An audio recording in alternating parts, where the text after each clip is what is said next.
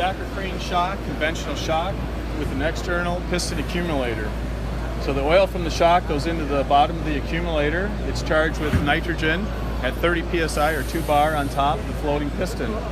Traditionally, technicians would look at a gauge in a place like an amusement park to be sure the shock and accumulator are charged appropriately. What we've done is we've added a wireless pressure and temperature sensor which communicates to a receiver node back here, connected to an edge computer that can communicate to the cloud, and completely wirelessly we can transmit diagnostics and other information to any type of device like a smartphone or an iPad or a Surface.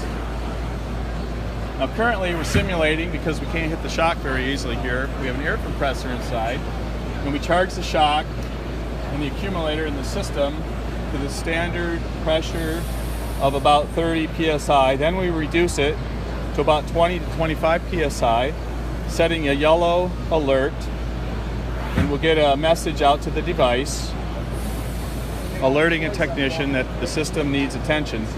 Then we step it down to a lower pressure where we now have a red warning for a much more urgent caution that the system needs immediate attention.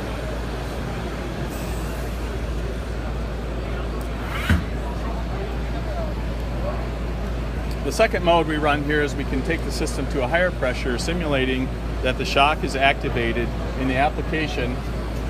Having the pressure increase, we can detect that as an actuation of the shock and then count up the number of actuations.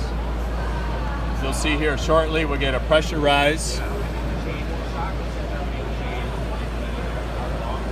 and then momentarily it'll count up to 102. And keep in mind, this is computing here locally, wireless transmitting, communicating to the cloud, back out through the internet to the device, so it just takes a few seconds.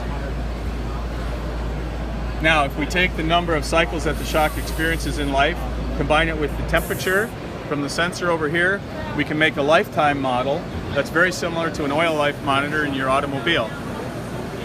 We have further things in store as we continue to work on this in the future.